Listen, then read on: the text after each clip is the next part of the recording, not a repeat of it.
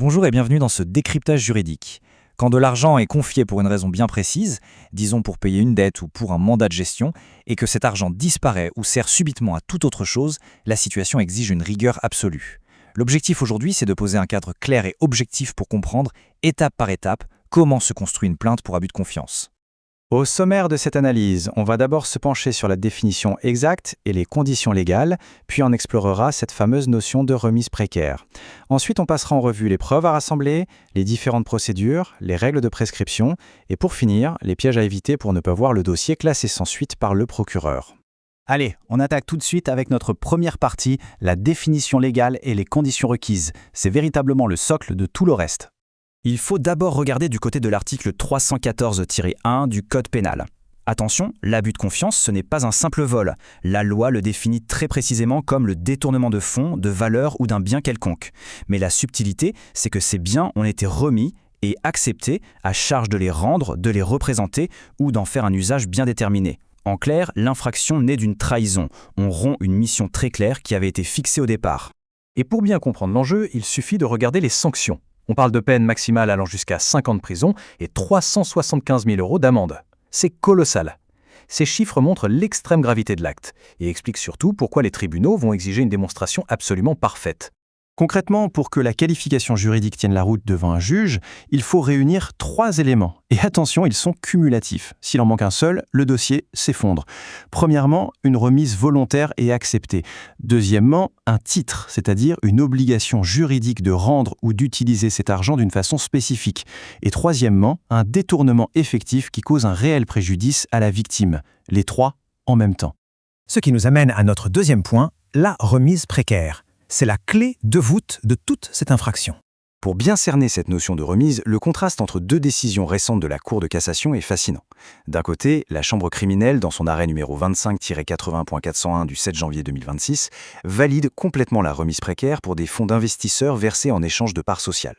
Mais de l'autre, dans son arrêt numéro 24-80.202 du 25 mars de la même année, elle refuse catégoriquement cette qualification pour un salarié contrôleur de gestion qui s'était servi dans les caisses.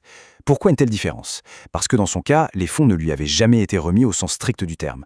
Tout se joue sur la matérialité de l'acte.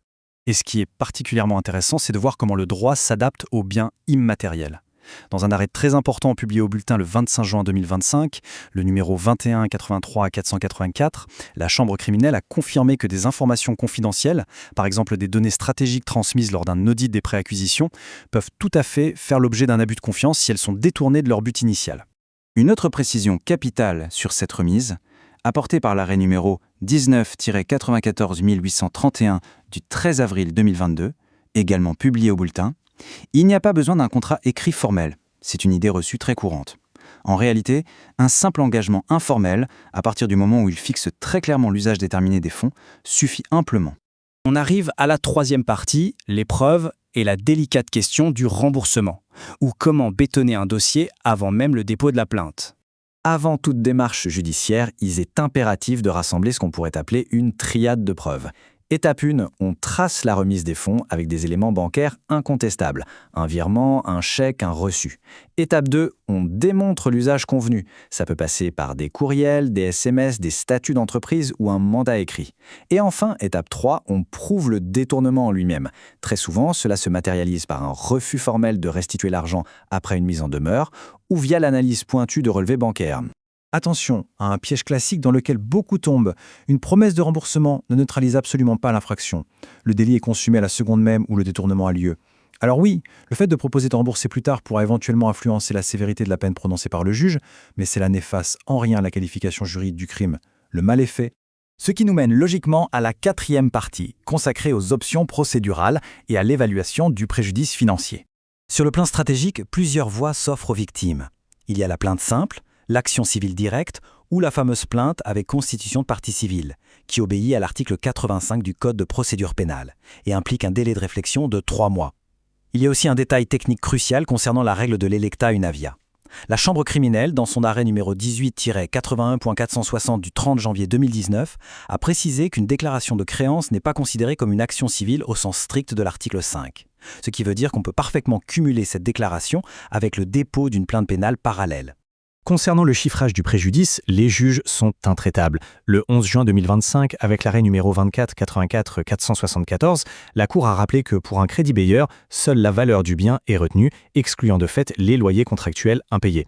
En revanche, et c'est toute la nuance apportée par l'arrêt numéro 25 80 401 du 7 janvier 2026, un préjudice de jouissance financier peut s'y ajouter s'il est rigoureusement documenté comme un gain manqué. Partie numéro 5, recevabilité et prescription. Voyons qui a vraiment le droit d'agir et dans quel délai. Contrairement à une idée très répandue, la qualité de victime n'est pas réservée aux seuls propriétaires des fonds ou du bien. C'est ce qu'a tranché la Chambre criminelle dans un arrêt publié au bulletin le 20 mars 2019, le numéro 17-85-246. Un détenteur ou un possesseur précaire, imaginons par exemple une société de transport qui se fait détourner une marchandise sous sa responsabilité, est totalement recevable à se constituer partie civile pour demander réparation. Et pour le timing, la prescription obéit à l'article 9.1 du Code de procédure pénale. La règle standard, c'est 6 ans à compter du jour du détournement. Mais dans les dossiers où l'infraction est dissimulée, le point de départ du chrono est reporté au jour de la découverte de l'acte, avec tout de même une limite stricte, un plafond absolu fixé à 12 ans. C'est une doctrine confirmée très récemment par la Chambre criminelle le 18 mars 2025, dans son arrêt numéro 23-86308. On termine avec notre 6e et dernière partie, sans doute la plus vitale, comment éviter le fameux classement sans suite. La majorité écrasante des classements par le procureur provient d'erreurs critiques dès le départ, une absence de preuves solides pour la remise, une plainte hors délai ou un préjudice fantaisiste. Mais l'erreur absolue, celle qui détruit le plus de dossiers, c'est la confusion entre un litige civil et une infraction pénale. Soyons très clairs, une situation décrivant un prêt d'argent non remboursé, c'est un problème civil, ça ne constitue en aucun cas un abus de confiance. Alors, avant d'engager la moindre procédure pénale, il faut impérativement se poser cette question ultime. Ces fonds ont-ils été remis librement avec pour unique charge de rembourser, ou bien ont-ils été confiés sous un mandat strict avec une obligation préalable de respecter une destination précise? C'est la capacité à prouver cette obligation qui déterminera la survie de la plainte. C'est là-dessus que tout se joue. Merci d'avoir suivi ce décryptage.